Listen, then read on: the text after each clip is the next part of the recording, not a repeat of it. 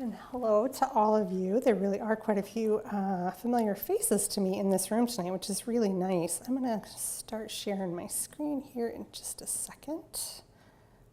You're going to see my whole slide deck here for a minute.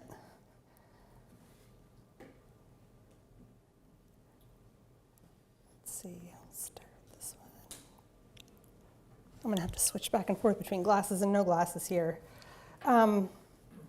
My name's Madara Mason. I'm a mixed media artist. I used to describe myself as a painter. I don't really describe myself that way anymore because paint is not something I always use these days.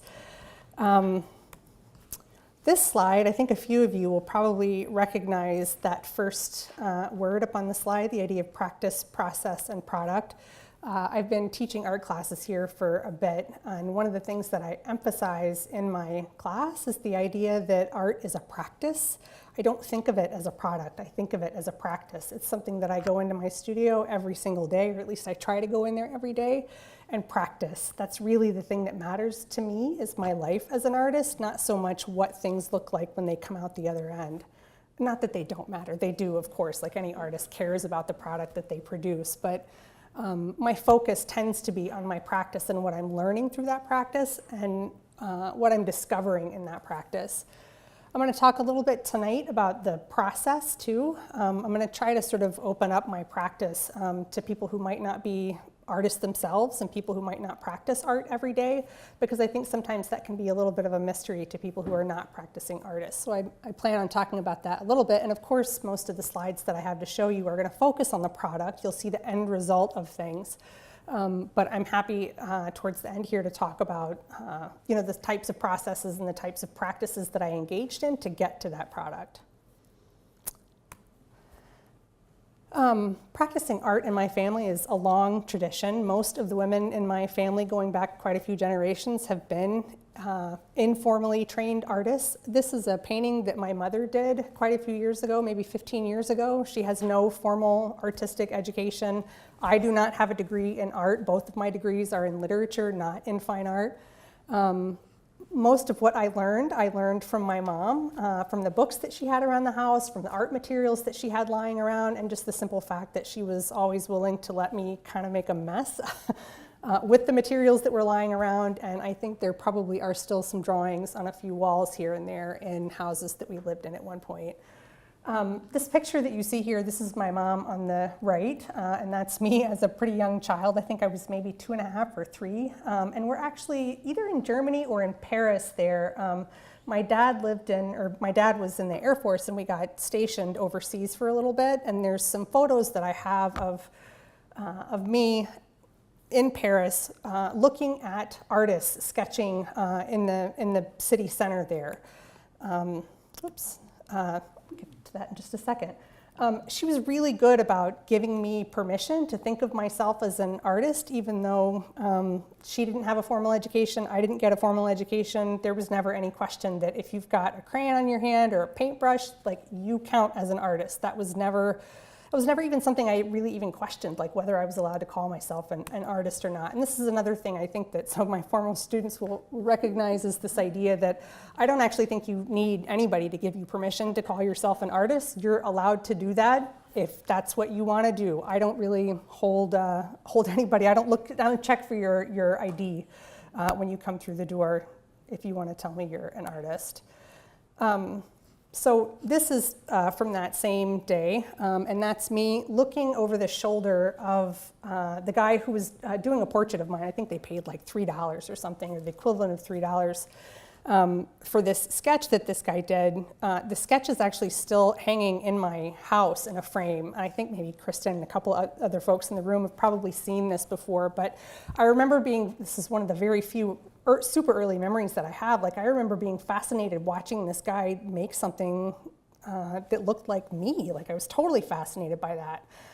And this idea of looking over someone's shoulder or looking from the side as they make art, I think, has been something that stayed with me. And it's a way that I think about art, and it's a way that I approach art. So often if I go into a gallery or a museum, you'll see me standing this close and probably security pulling me to the side saying, I can't stand that close to these beautiful paintings, but like that's what I want to do is get up close to them. I want to see them from the left and the right. I want to see them in different lights. I want to smell them. I want to see the textures. I want to see the brush strokes. Like I want to be close to those things.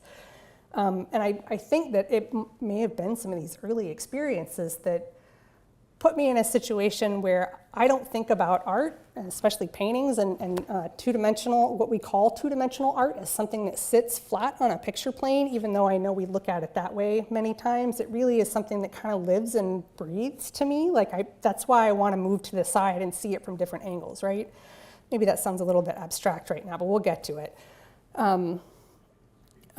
So when I was 15, I was 14 actually, I went to live in Spain for like 3 months with some friends of my aunt. While I was there, I went to the Prado and I got to see Guernica. I had seen this painting 1,000 times as a kid in some of the books that my mom had. I'd always seen it on that flat picture plane. I was not crazy about it, not a big fan of Cubism at the time. Really didn't get it, like just thought it was harsh and angular and it just wasn't something that spoke to me. Man, when I saw this thing in person, it knocked my socks off. It's enormous, first of all. I didn't realize how big it was. It's absolutely huge. I mean, it's the size of an entire wall. And I remember one of the things that struck me about it wasn't just that it was big, it was that there were all these layers to it. There was all this texture, and there were layers underneath the very surface layer that you could only see if you were standing sort of to an angle.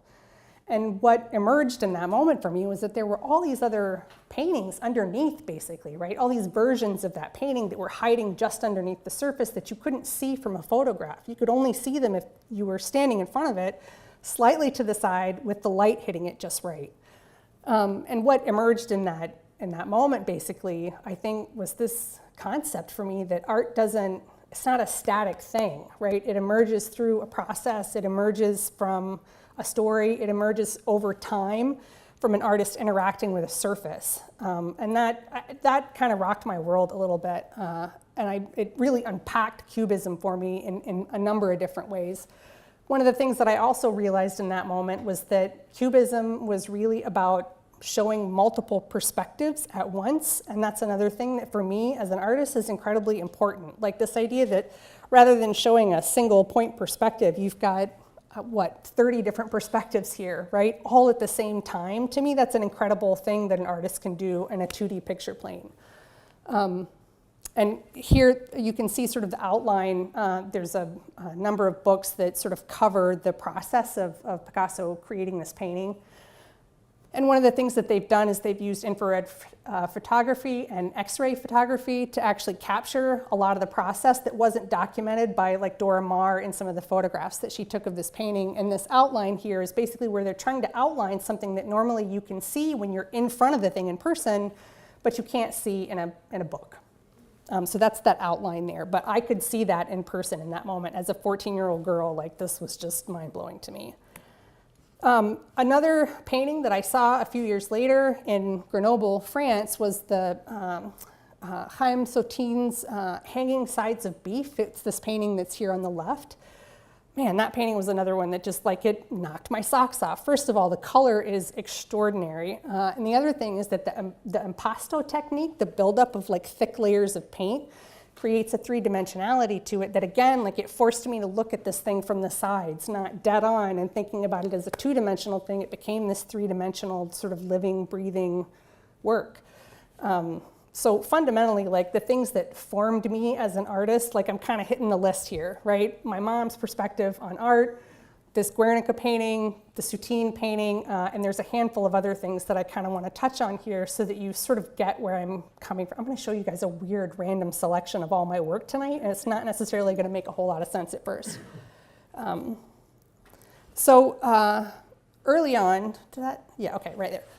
Early on, so this was, I did that painting on the left-hand side. That's actually my mom. She sat for a class that I was in, a class taught by a portrait artist. It's one of the few classes I ever sort of took. It was like an informal 6-week-long course. We went once a week to study portraiture with someone named Deanna Griffin in Macon, Georgia. Anyways, my mom was sitting for it, and I did this when I was like 16. This one on the right-hand side is a very early mixed media piece that I did in a high school class. I don't know, maybe I was 18 or 17 at the time. This portion here on the right-hand side, that is canvas that's glued on top of the canvas, and the one that's in the upper left-hand corner, that's where I had glued it down originally, but then pulled it up. So it's sort of like the imprint of that second figure there. It's not that great of a painting, but to me, in terms of looking at my own work, when I look back on the sort of trajectory of my career, these are two pieces that stand out to me. Even though they're radically different from one another, they're still sort of part of my perspective on how I'd sort of become the artist that I am. Semi-realistic, pretty abstract. You're going to see me bouncing back and forth between these two things quite a bit. In my early 20s, late teens, early 20s, I continued to work in the vein of portraiture. The one on the left was the very first painting that I did when I moved to Kenai, Alaska from Macon, Georgia. It was of a fisherman that I had taken a photo of in Kenai at some point. It's an oil painting. The one on the right is from a class that I took with Todd Sherman. It's the only class, actually, I'm sorry, it's the only one of two classes that I took in the art department here at UAF as an undergrad. But a lot of my work has been definitely influenced by Todd's work, but this was a monoprint that I had done. So this was me just sort of sticking around with portraiture, being interested in new types of materials. I'm going to bounce right back to this one for a second. So we've got semi-realistic, slightly abstract, maybe both sort of somewhere in between realistic and abstract, I don't know. I had a number of people early on in my career tell me that I really need to pick a lane, that I needed to either go abstract or go realistic, but stop trying to bounce back and forth between the two, that you're not going to be able to make a name for yourself if your work doesn't have an identifiable style. I think out of all the things that sort of took me down the path of becoming a literature major rather than an art major, that was the thing. Like, I couldn't do that. I just couldn't find it in myself to pick a lane. I didn't want to. The idea of exploring all these different mediums and all these different styles, like, to me, that is the practice of art. And so thinking about narrowing down my practice into one specific type of thing was just terrifying to me. And so I wasn't able to do it at the time. I mean, probably these days I would maybe be a little more open and receptive to what my teachers were trying to tell me. But at the time, I was wildly rejecting and rebellious against this idea. I'm in my early 20s. 2001, I have my daughter. I kind of put aside the paintbrushes and the art for a little while because I was having kids, had gotten married, had a family, but of course had lots of art books on my shelves, and I somehow rediscovered Klimt in this era. I'd always been enamored of his work, but for some reason I became incredibly sort of obsessed with his work for a while there. One of the things that I learned about Klimt from reading about him and looking at all of his work was that, when you look at something like The Kiss and you look at it, again, inside of a book, flat on the piece of paper, it is one thing. When you see it from the side or when you see it outside of its sort of artistic frame and you see it in a space, it becomes something different, right? Klimt actually was really incredibly interested in the idea of frames and what frames do to a piece of art. I don't think that he ever really wanted us to consider his art without a frame around it or without the context in which he had painted it or created the thing. So you can see like the frame around both of these is incredibly detailed. It's part of the piece of art. His use of gold and inlaid materials like inlaid jewels and things like that, and raised circular forms and things like that, like those things are incredibly textural. They're not two-dimensional paintings, they're three-dimensional. They have all this body to them. This was about the time when I started thinking about the idea of reflectivity and how gloss varnishes versus matte varnishes could be used simultaneously in a piece and play with one another. Anyways, like his ideas, I think, opened up a lot of these other ideas for me. The idea of quilts, mosaics, frames, and reflectivity. Like these were the things that started to emerge when I was looking at his work. I have never seen a piece in person, though. Has anybody seen a piece of Klimt in person? is it as amazing as I imagine it to be? Like, it's gotta be. It's gotta just knock your socks off, right? Like, I mean, I've seen the Stocklet Freeze photos, and it's just, you're in his world. It's not like you're outside of it looking at this one, like you're in his space. You're in his artistic space, which I think is really awesome. One of these days, I'll get to see it. So I'm in the middle of being a mom. I've got these 2 kids. They're wonderful. They're very different from one another. Again, the abstract and the somewhat realistic, somewhat abstract, somewhat realistic. I'm looking at Klimt. I'm a mom.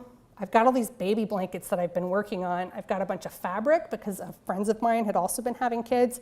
I'd made a couple of quilts. I wasn't very good at it, but I'd made a couple of them. And at some point I thought, you know what, why don't I take all this fabric that I've got, these scraps, and why don't I try to make something out of it?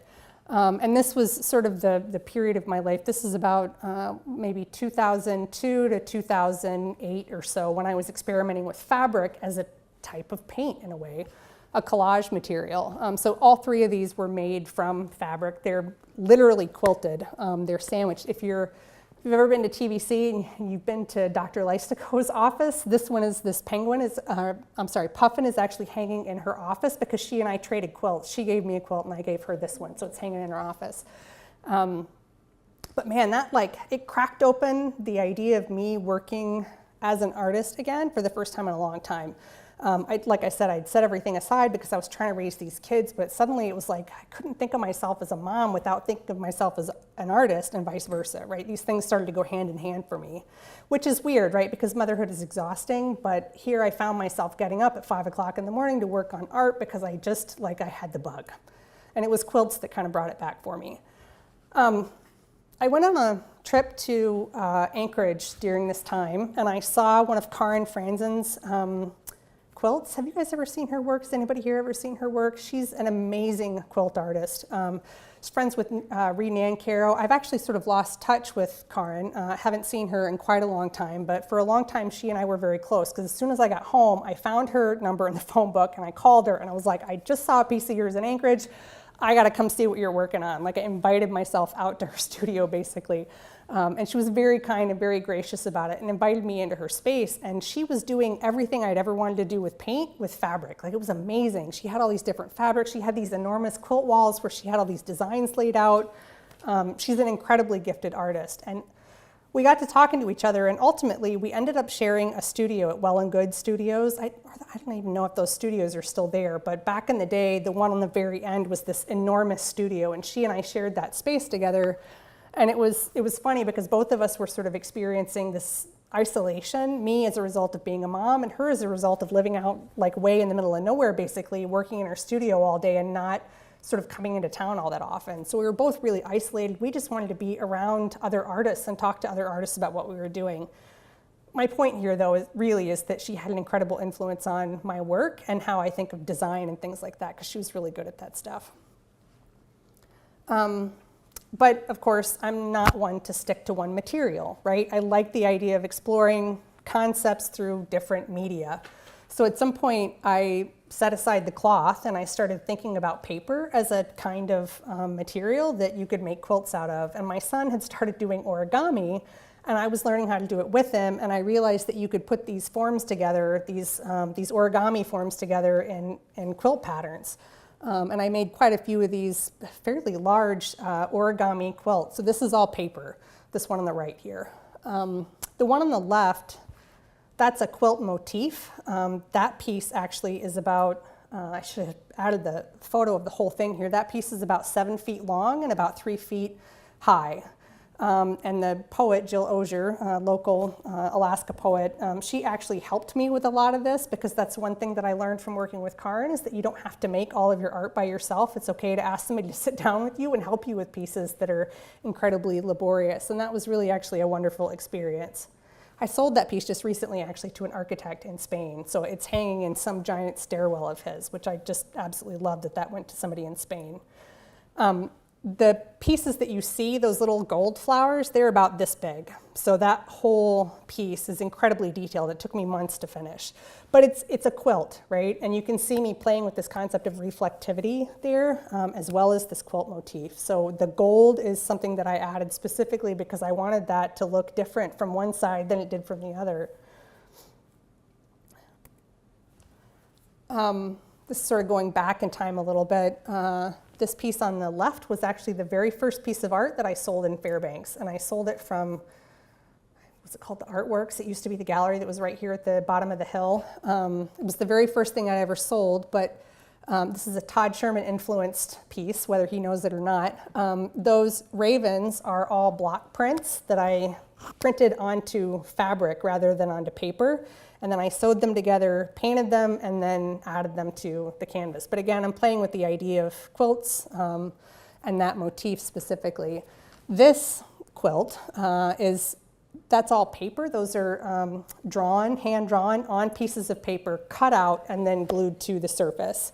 So each of these little owls here was done on separate pieces of paper, and I cut them out, but they're not printed. They were drawn on with marker. But similar type of concept that I'm playing with there. Linoleum prints. So this is one thing that I have carried with me all of these years. I don't have a studio that allows for large scale printing, but I can do small linoleum block prints. It's manageable. I can clean it easily. I don't need like ventilation hoods and things like that. I can do it right there in my studio. These are linoleum blocks that once I got done with them, I had these for 15 years actually. Like, wait, is that 15 years? No, that's almost 20 years, right? Oh my God, I'm getting so old. That happens to me a lot these days. Those pieces were really old. By the time I actually painted them, it was like 5 years ago. So it was only 15 then. So I decided that I was totally done with these pieces. I used them over and over and over again for all these years. And I was like, you know what? I'm done using these pieces. I'm just going to paint over them and I'm going to sell them like this so I can't ever use them again, which is kind of typical for printmakers sometimes. They'll take a knife and run it through their block print and, you know, basically carve out a slash in it so they can't ever use it again and so that nobody else can make prints and spoof their work basically. Anyways, let me show you some pieces that I created over that span of time with those pieces. So this is a technique that I use often. I keep returning to this technique for some reason.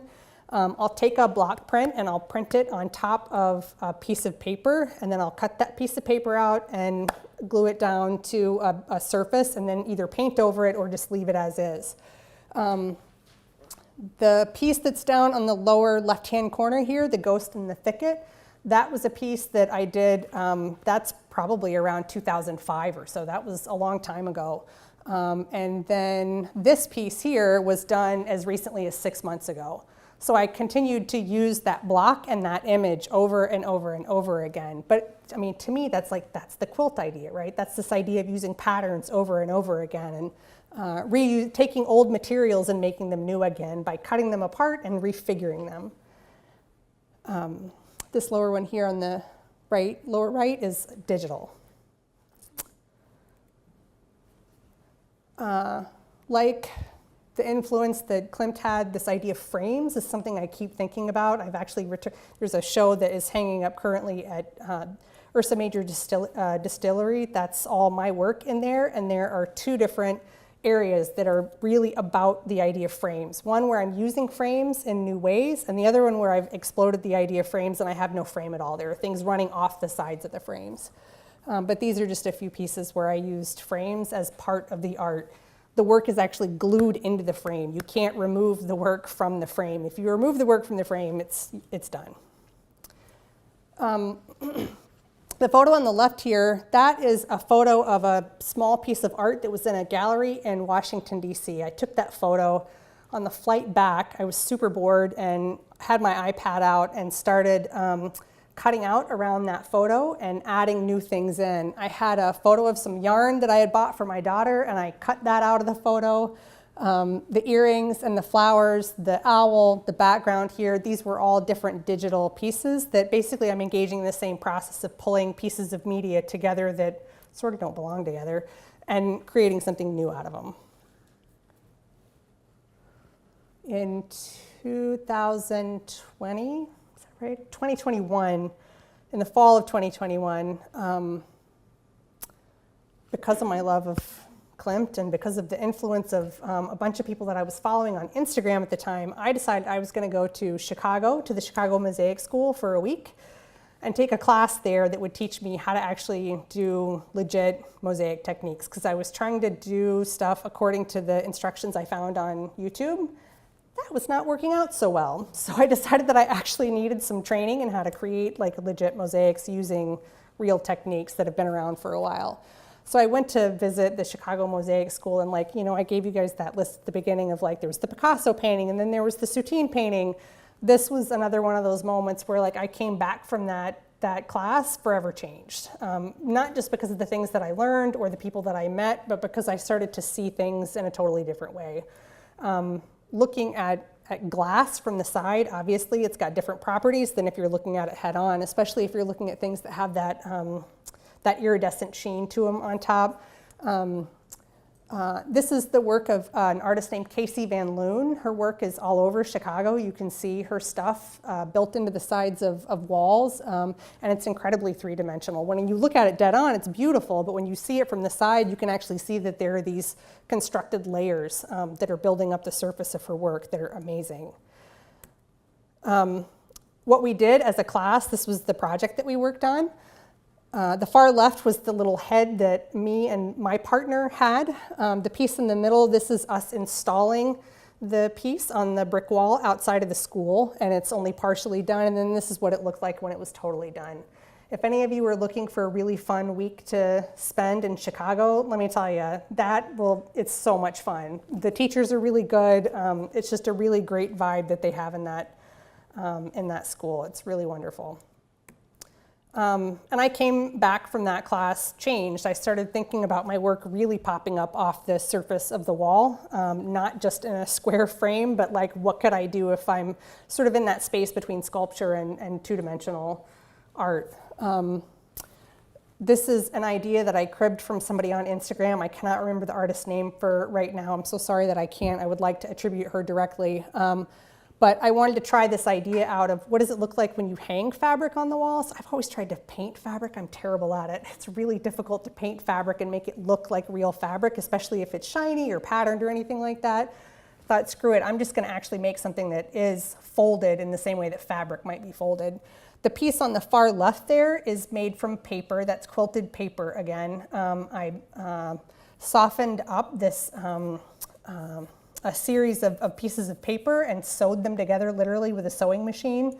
And then this one is what they call smalty. So if you're not familiar with mosaics, glass smalty is created in what they call piazzas. It's these big sheets of glass that are about yay thick, and then they break them. And they break them into small rectangles, and you use those rectangles to create something like this, or even a flat mosaic. The icons in the basilica and things like that are often made from smalty that has gold on the top layer, or just plain colored glass like this is. And let me tell you, you do not want to try to ship this stuff to Fairbanks because it is expensive. I've only done a handful of pieces with smalty because it's so heavy, it's really expensive to get it up here. Also, I will never do this again because this took me about 3 weeks to do this piece, which for me, like that's a lot of investment in time. Like I prefer to work at a slightly faster clip than that. So I probably will never do that again, but it was a fun piece to try. How are we doing on time here? Oh my God, I can talk so long.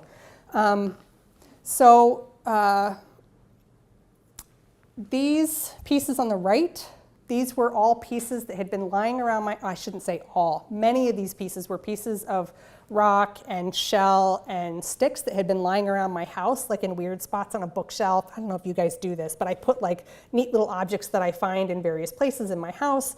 At some point they get to be too much, it's too dirty, it's too cluttered. I'll pull them all out and I'll stick them in a box somewhere, right? So I started pulling those boxes out of my studio and getting these objects out.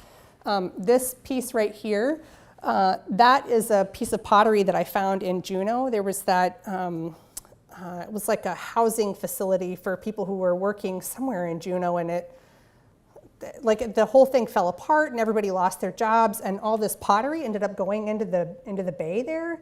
And you can still find it when you're walking on the beach. You can find these pieces of pottery. I wish I could remember the name of the company that went down. But and then there are other pieces of rock and shells that I collected, various things. Anyways, I was just sort of trying out like what happens if I try to make a mosaic out of these that works. I don't know how well it worked. The piece on the left is actually something that I plan on trying a little bit more. So the figure who's in the middle of that, that's actually a drawing that was originally done by Picasso. I put that into a digital format, and then I fed it into a Cricut machine. Anybody know what a Cricut machine is? So they market this for crafters, right? Arts and crafters, people who aren't serious about art. I actually really kind of feel like that's derogatory. But it's a really nice little machine, because what it is you can feed digital images into it, and there's a little blade basically that will cut out of whatever material you have in there. It'll cut out this design that you feed it. It's a laser cutter basically for all intents and purposes. So I cut that out of a piece of wood veneer, birch veneer, and very delicately pulled that drawing out of that birch veneer sheet and glued that down. And then there's glass, cut glass all the way around it here. And then the background surface is painted. So I don't know if you can tell that from looking at this in a two-dimensional photo. I don't know what you can see of that. I know what it is, but unless you're actually holding that thing in your hand, you might not know how I made it, or that there's that much texture to it. You know what I mean? Like, it might not be obvious to you where that comes from. My kids are, I think you mentioned this when you first introduced me, that my kids are both grown now and out of the house. I didn't think I was gonna have empty nest syndrome, but I sure as heck do. I miss my kids. I don't quite know what to do without them. And in sort of thinking about this, like, who am I now that they're out? And that's not my primary responsibility. I've been making all of these empty nests. And as a matter of fact, you guys can see both of these pieces in the very back there. And you're welcome to touch them, please. There's actually a couple of other pieces. I'm gonna have folks pass those around too, but please touch that stuff. Like, my art is not precious. It's not hanging in a museum right now. Like, I brought it in here so that you guys could look at it and feel it and touch it and see what those textures are like. So please feel free to do that. The bigger piece that's on the left-hand side here, see these little stripes, these striations here? Those are actually peacock feathers that I put on the surface. I thought that they were gonna show up, but once I put the matte finish on them, they started to sort of like fade, which was weird. So I started putting layers of copper paint over the top of them so they'd shine again. There's no way you'd know that those were peacock feathers if you looked at it now. Like, it's so covered up and modified that you wouldn't know that, but that's how that started out. And then this piece in the middle here is leather. There's various pieces of rock that I've collected, a lot of smalty, and then on the inside, other pieces of rock that I've collected over the years. The piece on the left here, so that's owned by the director of eCampus. Actually, she bought that one.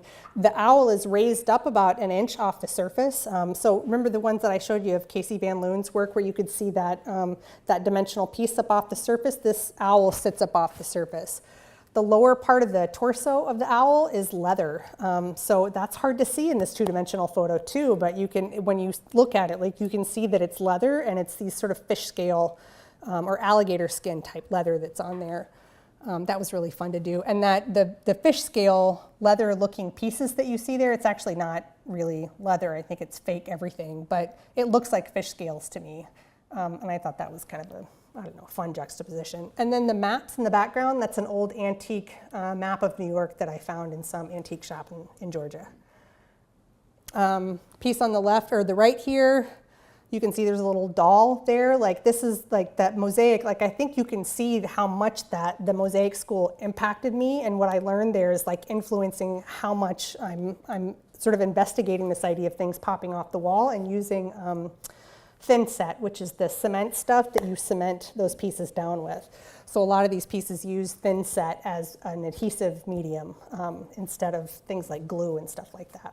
Just interesting texture, sandy texture. Here's a few other pieces.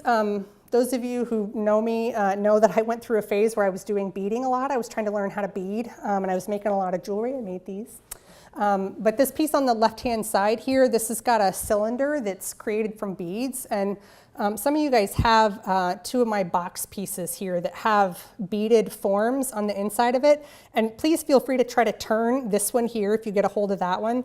That piece in the middle, it's totally crafted from beads, as is the cylinder that's in the one that Kes has right here. So I don't know what I was trying to do originally, but I had these long cylinders that were made from beads, and that's what I ended up doing with them, because I couldn't make jewelry out of it. That would have been really obnoxious jewelry. The piece on the right here, that was just a small experimental piece. But you can see that, like, I mean, again, I'm sort of like pulling on all of the influences and the media that I kind of have in my studio. It's really hard for me to stick to one theme and stick to one medium, because this is what I love about making art. Like, for me, it's all about finding that next material, that next object, that next exploration, and putting it with something that I did 10 years ago or 15 years ago. It's like pulling the past and the present together for me is a really fun thing to do. Lately, I've been doing these boxes. This is heavily influenced by Margot Klaas. I think most of you are probably familiar with her unbelievable work. It's hard not to be influenced by that woman when you see her pieces. I wish that I had the same contemplative, meditative spirit that she does, but I do not. I'm much louder than that. I'm not nearly as quiet as she is, but she's definitely had an impact on my work. I really adore her stuff. This piece on the right-hand side, those are all the pieces that are on the inside there are pieces that were collected from my husband's farm in Minnesota, his family farm in Minnesota. So it's like a deer jaw that his brother got, and a couple of nails, an old screw head. Anyways, just kind of pieces from that. Oh, and that's the corn monster in the background is what my husband named that one. And then here's a close-up shot for those of you who haven't seen the actual piece here. That's what these look like with the beaded pieces that are on the inside of the box. I really loved doing those pieces. They were really fun. And Kristen, when you came in, you said they're very mathematical. And you're right. I mean, they really are. Like, I was thinking a lot about some of the topographical and geometrical shapes that you study when you're in some of those classes. I mean, I've always been fascinated by them. Beads have very interesting properties when you sew them together in particular ways. This one that's in the middle, those are made from what they call magic squares. You start sewing a certain number of beads together in a little square, and at some point the tension creates a sort of like it collapses the form on itself, and it creates this weird little winged shape. And then when you sew those winged shapes together, you get this geometric form. They're really fun to play with. There are a bunch of books out called Contemporary Geometric Beading or Contemporary Geometric Beadwork. And man, some of the things that these artists are creating are unbelievable, incredible. And this one on the right, the little buckyball type thing there, never do that one again either, too hard. This is a look at a sort of a bird's eye view of one of the many trays that I have in my studio where I'm just sort of continually collecting little things. If we ever have like an artist like material swap place, like a barter place where we can trade items, you guys are gonna have a heyday with my stuff because I've got like anything you could ever imagine. Still don't know what to do with half that stuff. So this little paint tube right here is not actually a paint tube. That's actually, it's epoxy clay that I squished into a mold and then painted to look like a paint tube. That's been another exploration that I've been into is like, can I take like a real thing and replicate it and make it look exactly like the real thing or close enough that you wouldn't know the difference? You wouldn't know that that's something I created rather than an actual paint tube. I'm not very good at it yet, but it's fun to explore. Found objects have definitely been taking up more and more of my brain space lately. These are all Mexican milagros. It's a form of prayer, basically, offering. You nail those things to, how do I explain this? I'm not even going to try to explain it. They are beautiful little pieces. I'm sure somebody could probably do a great job of this, but they're beautiful little pieces, especially if you can get a hold of some of the really old tin milagros. They're gorgeous. You can find plenty of replicas and that sort of thing, but a few of those that are in that painting are pretty old. And you can see that I'm playing with the idea of reflectivity in that one again, I think. This, again, so the idea of machines and using machines to create some of these forms is also starting to take up some of my brain cycles. There are 3D printers and laser cutters and all sorts of machines that are out there these days that I haven't even had the time to go down those rabbit holes. But the crane form was cut out of that same wood veneer using the same Cricut machine that I used on that previous piece that I showed you. So it sticks up off the surface and it looks sort of like it's been carved. And similarly with those flowers, those were also cut out of that wood veneer by a machine, not by me. So we're getting close to the end here. I did want to sort of mention some of the materials that I use to put some of this stuff together. So if you're an artist or at all, these are really fun to play with. Maybe some of you are familiar with these things. The Fix-It Sculpt, that's the epoxy clay. So you mix the two pieces together, and it takes about, I think it has about a 3-hour curing time, but man, when it hardens, it's really, really hard. And it's kind of heavy and dense too, but it's super fun to play with because whatever you make out of that stuff, like it's stable, like it's a really stable material. And I've used quite a lot of that and molds to make some of the pieces that you see sticking up off my art, like the piece that had the rabbit in it. Let me just pop back into this. And this little rabbit right here, that rabbit was created using that epoxy sculpt, and then I used iron paint and an oxidizer over the top of it to make it look like it was metal. That's been another fun thing to play with, is taking these metal paints and using oxidizers to oxidize the paint so that the object looks like a really old piece of metal something, when in reality I made it like yesterday. Weld bond is really good at gluing stuff together, a heck of a lot better than most other glues that I've ever worked with. I really like that stuff. I found out the hard way on Friday night, though, at my show, that it's not a great idea to glue something metal to something wood if that thing is heavy, because one of my pieces fell off the wall because I should have used screws when I used weld bond. So it's only going to weld bond so much.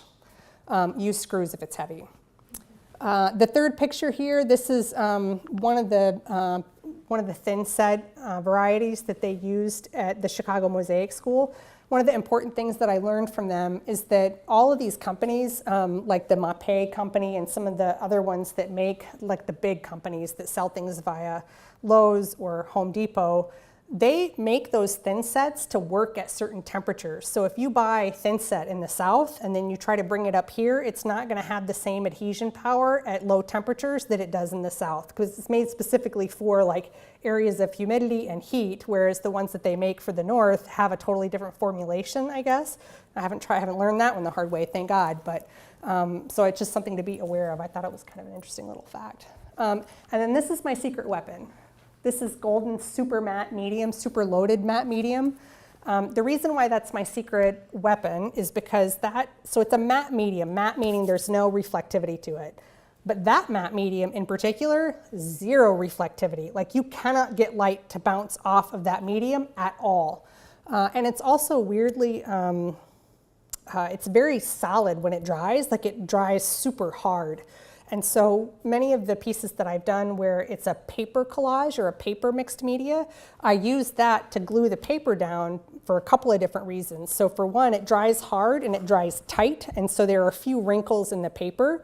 I don't know if you guys have ever had that issue of paper buckling when you try to glue it down. Like it's a pain in the neck for anybody trying to glue paper down. You get these little buckles and bubbles. It doesn't happen very often with that stuff for some reason because it kind of shrinks and hardens really well. The other thing that I really like about it is that those of you who've been in my class, again, know that I am dead serious about documentation. Photograph, photograph, photograph. Like take pictures of everything you've got as soon as you get done with it, because otherwise you're going to sell it or get rid of it and not have any record that you ever did it. There are hundreds of paintings that I've done that you still, like, I'll never know what they were because I never took photos of them.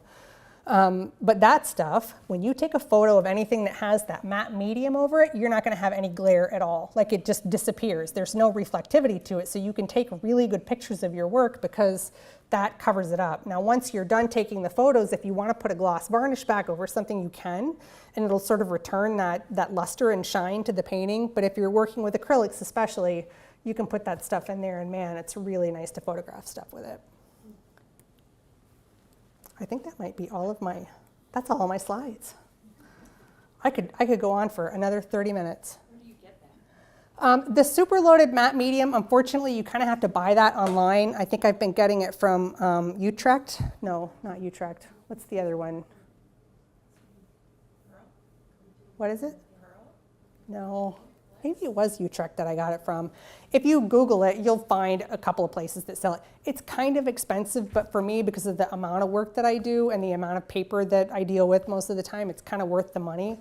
And it just, like, there is no comparison between this matte medium and even, like, most of Golden's other matte mediums there's still a weird, like, small bit of reflectivity to them. So Yeah, I wish you could get it here in town, but that's why I order it by the gallon jug, so I only have to order it once. And the other things? The Fix-It sculpt I've had to get online as well, but Weld Bond you can actually get just about anywhere. I think you can even get that at Fred's. It's pretty easy to find. What's the glass store here? Expressions in Glass, they carry the bigger bottles, so you can always get that there. And then the thin set, I've been able to get most I mean, I'm not really doing large scale outdoor stuff, so I'm not super worried about that temperature question. So the thin set that I've been using on most of my pieces is just regular thin set that I get from Home Depot or Lowe's. And it's usually that Mapei brand, but it's been just fine. If I were doing something outdoors, I think I'd be more concerned about it. Other questions you guys have? Yeah. What is the kind of scale that you can go to with the Fix-It sculpt? Is it just for tiny things, or? That is a good question. So the question is about whether the scale, what scale you can go to with the epoxy clay. You know, as long as you don't have a lot of air bubbles in it, I would imagine that you can go pretty big. I don't tend to go very large with that stuff because it's kind of expensive. I mean, like that jar that you're looking at is maybe about that tall. And so there's like just a handful in there. And then so basically it's like, I don't know, what is that, maybe a pound or something like that between those two jars. So it's not a lot. I've definitely some of the sculptural pieces that I've done have had lots of body on the inside, or even there was a sculpture that I did recently with it was just the man's head basically, but I used an old ceramic doll head as the inside and then just used the epoxy clay over the top to form the face and sort of reshape the face. So I guess I can't really answer that question super well, but I would imagine you could go pretty big. It's really structural. It's pretty helpful. Oh yes, of course. Sorry. But other questions you guys have? Yeah. You used up word when you're talking about the pieces of glass broken up as small something. So the question is about the materials that are used in mosaics. It's smalti, S-M-A-L-T-I. I don't technically know what that means, or maybe I read it somewhere and forgot. It's an Italian word, I know that. They're fun, they look like candy. They look like little pieces of candy. They're tasty. No, just kidding. I don't eat them, I promise. Hi. Hi, I was curious, COVID impacted a lot of people in different ways. I lost my mom, to it. I was wondering, artistically, has COVID impacted or influenced you artistically at all? That is a very good question. So the question is, did COVID impact me? And you mentioned losing somebody during COVID. I think it's also, there were a couple of years there that they just, my parents just were kind of just shut indoors and just sat, for 2 years, when before they were just traveling and moving. And I just wondered, if at the beginning of the closure, did that force you into the studio and do something, or did... I wish I could say yes to that. So what happened to me in the wake of COVID is what happened to at least my colleague Kristen here in the room.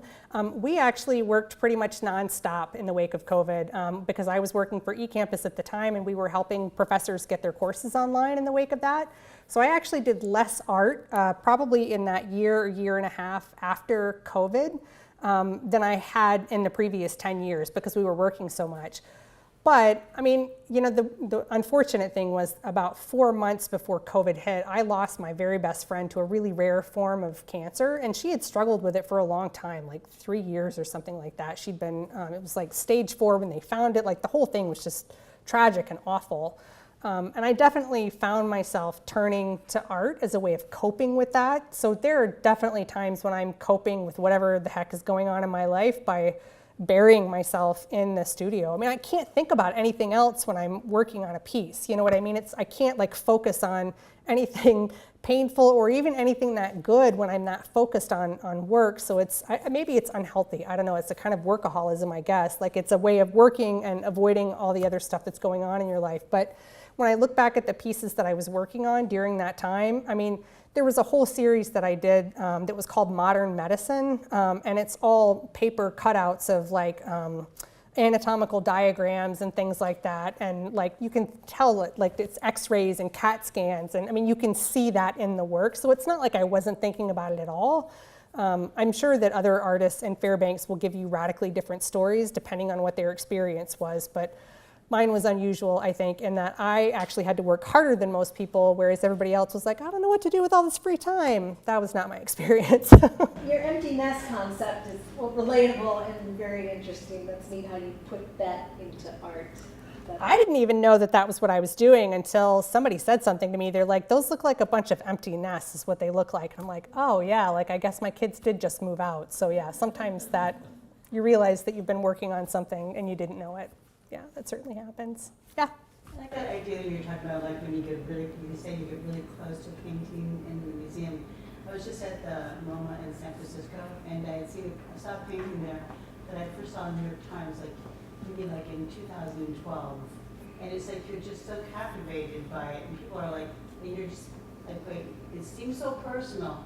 And one time too, I was at the Louvre, and there was a professor that he told me was a professor. He had to ask me to move away from a painting because he looked like he was in love with the subject, as if like, you know, like when you see those detectives movies and they see the painting and they meet the person. Yeah. He was so captivated, it was like he was emotionally entranced with the work, and that there was a really immediate and emotive relationship between both. Yeah. Yeah, I mean, so she's talking about that experience of getting up close and personal with a painting, and this tendency for people in that kind of a space to move you away from that experience. But I would bet 9 times out of 10, maybe even 10 times out of 10, the artist that made that piece wants you to be up close and personal. They want you to be affected. They want you to be impacted by that thing. It's an act of communication as far as I understand my own work. Like I am trying to communicate with all of you. I'm not always sure what I'm trying to communicate. It's not like a political point most of the time with my work specifically, but I do want you to have an experience. I want you to have an experience that is not like the experience that you have every day when you're doing your taxes and doing your grocery shopping. Like that's the mundane world. If I can give anybody a moment, 30 seconds, 5 seconds of something other than that mundane, boring baloney, like I've won. Do you know what like for me, that's important. And so because of that perspective, I never feel bad about getting up close and personal to somebody's art because I feel like that's what they want from me. They want me to communicate through that object. I think people that are like poets or people like I love poetry too, sometimes they still buy a book and you open it and you read a line and you feel like it's written for you, right? And so if you see something like I first saw that painting in print media and you were seeing it as a child in the books, and then you see it in person, you're just like, it's like as if it's part of your own memory. You're the art observer that we all want. You are. I mean, honestly, like if you guys are having that kind of experience with art, please tell the artist if you have the ability to communicate with them. Because it's only in those moments that I'm like, okay, the 9,000 hours that I've put in over the last couple of years maybe is worth it, you know? Otherwise, I think many artists have that experience of, like, why am I doing this? Why am I bothering with this? Especially if you go, so like this last year has been actually kind of hard for me because I haven't been showing a lot of my work. I haven't even been posting things to Instagram. I know you guys probably think I'm a bad person for not practicing what I preach, but I just haven't had it in me to like make the art and share the art. And so I've been incredibly isolated for the last year. And I got to a point a couple of months ago where I was like, I don't even really know why I'm making art anymore. And that's a bad place to get to. That's not a comfortable feeling for an artist. And that was about the time that I knew it was time for a show. So when Ursa Major asked me to do a show, I was like, yes. Let me get this stuff out of the studio, into the world, and stop looking at it and maybe figure out whether my art means anything anymore. So yeah, that's a good thing. Tell your artists when you know them, when you can contact them, let them know that the art matters to you. It's important, right, Jamie? It matters. Right, Cass? I'm not like crazy here, am I? It matters a lot. Very interesting talk there. Initially you mentioned that you were doing paintings and oil paintings and other things, and then you evolved into a lot of different surfaces and materials and mixed media and mosaics. But have you, like, do you still do those paintings and, you know, like the things that you used to do 20 years back, or have things evolved for good? That's a hard question. So the question is, do I sometimes return to just plain old oil painting? I don't very often, to be honest with you. I have been thinking about that question lately, like, should I go back? Like, should I just like take all the found objects off the table, take the three, like just go back to my roots and see if I can still do that? There's probably some value in me exercising that and returning to those old forms again, just to remember why I liked them, loved them so much when I did. And I probably need to keep those skills sharp. But I think I tend to get a little bit addicted to novelty. Like I like the next new thing, that's a double-edged sword sometimes. I don't know, occasionally I have sketchbooks that I keep, and those are full of things that are just paint or just ink or just marker and things like that. So, I mean, I guess I do them on a small scale sometimes, but the large scale stuff, I haven't recently, but it's probably something I should give it a shot again. Just remember the smell of oil paint, man, that's like a super visceral memory for me. So yeah, even just breaking out the oil paints would probably be a good thing. Yeah. So I just heard this lecture too by Laurie Anderson, phenomenal artist and musician, and she said, don't let someone just box you in to say you're a watercolor painter. Don't let someone box you in that you're an oil painter. She said, claim to be a mixed medium artist and liberate yourself. Yeah, I mean, it is very liberating. So Laurie Anderson, she's an interesting example, actually. She's somebody that I listened to a lot when I was younger. I don't necessarily know that I heard that message in her music quite so much, but I can certainly see how somebody like her doesn't want to be boxed into a single genre or medium or anything like that. I think some of us are just drawn to having more than one voice, I think, you know.